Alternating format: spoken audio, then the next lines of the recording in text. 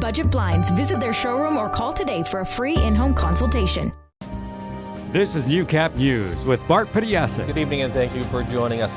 The city of Meadow Lake is experiencing an increase in the number of whooping cough cases. The disease is most severe in children less than 1 year old and can even be fatal. Prairie North Health Region staff say the germ spreads easily through coughing, sneezing, and close contact. Early symptoms are sneezing, runny nose, fever, and cough.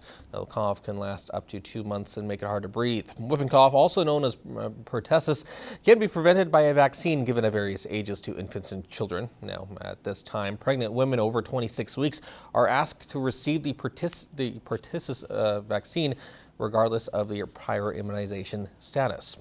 A nationwide campaign is trying to break down communication barriers and encourage the Canadian value of acceptance towards the Muslim community. Hannah Tita has more on how some local women are dispelling misconceptions about the hijab.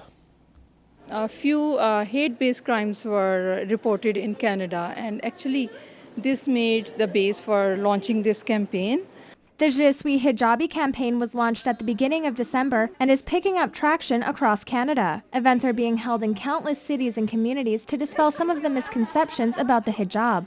What people are doing is that when Islamic militants takes the responsibility of such acts, they relate hijab-wearing women to extremism and extremism to terrorism. But hijab has nothing to do with extremism or terrorism at all. My hijab is my freedom. It is my protection. It is my identity.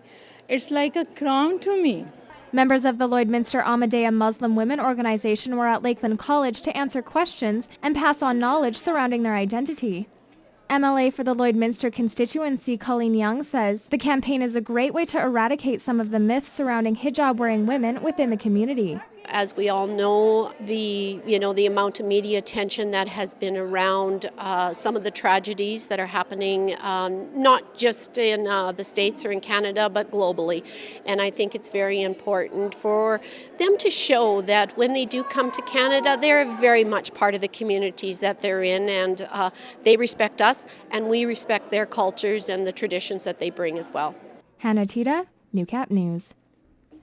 Well, with Christmas right around the corner, many people are focused on their holiday shopping and preparations. Now, as busy as things are, it's that time of year when most people start thinking about their dreaded New Year's resolution. And it's no secret that many choose to do the all-famous diet, and gyms all over North America get filled for a couple of weeks, that is. In this week's Healthy Living, Chris Chacon meets with a fitness expert on how to not only keep fit this holiday season, but for the rest of your life. The holidays are a season filled with joy and often filled with an abundance of food, sometimes too much food. There's just one problem. Binging over the holidays can pack on some serious unwanted pounds. A lot of people will do that exactly. They're going to binge because they're thinking, hey, New Year's is coming up. It's time to jump on the wagon. And then we go hard after New Year's, we'll go hard. But, that's kind of the wrong thing to do, but that's what 99% of the people out there do.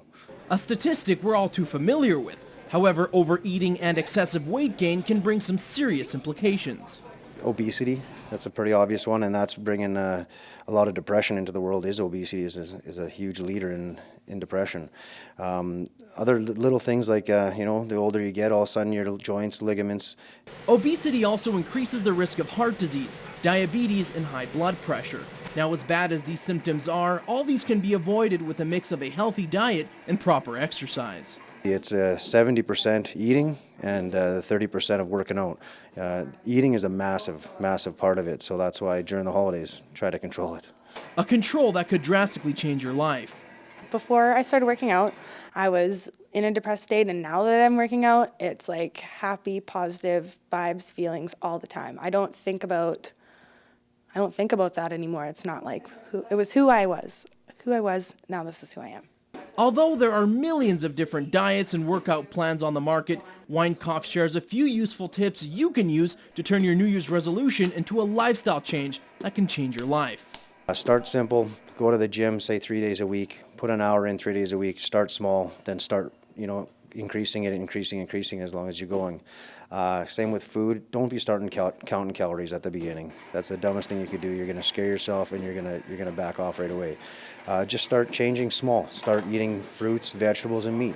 Weinkopf adds that these tips are most effective when done on a continuous basis, which is the key ingredient for real results. Chris Chacon, Newcap News. Canola growers in the Edmonton area have been battling clubroot this past year.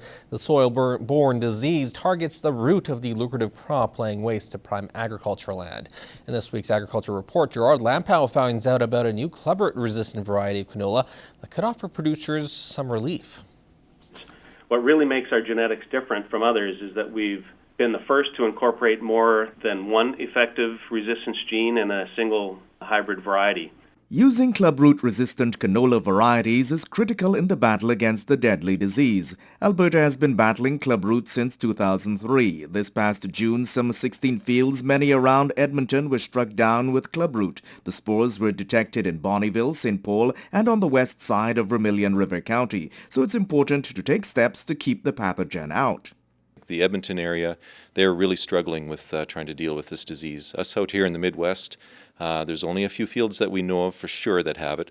There are several clubroot-resistant varieties that producers can use. However, new strains of clubroot are being discovered that are capable of overcoming that resistance. In October, Agrium, in collaboration with the University of Alberta and Agriculture and Agri-Food Canada, released a multi-genetic clubroot-resistant variety called PV580GC.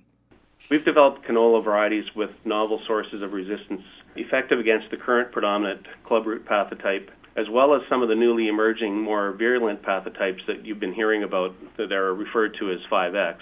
The worst thing that we can do is have the disease there and use susceptible varieties, which will build up the spore load, and then suddenly we'll be dealing with the disease in a proportion that's similar to what the Edmonton area is dealing with. Clubroot spores can reside in a field for 20 years. Yerke says producers should continue sanitizing equipment, changing rotations, reducing tillage, controlling weeds, and using resistant varieties to counteract clubroot buildup in their fields. New varieties that are incorporating more resistance genes is a good thing because the more genes that we can put into those varieties that will fight off the disease, the more we can deal with some of these new strains and that are going to come along. Gerard Lampow, Newcap News. The trade war between Canada and the U.S. appears to have been averted. The U.S. Congress has drafted legislation in response to Canadian and Mexican demands on meat labeling, which had been a subject of a dispute at the World Trade Organization. The bill would repeal mandatory country of origin labeling on beef and pork, should it pass a vote in the coming days. Canada and Mexico have been poised to immediately impose $1 billion in tariffs on a wide range of American products, including wine and frozen orange juice.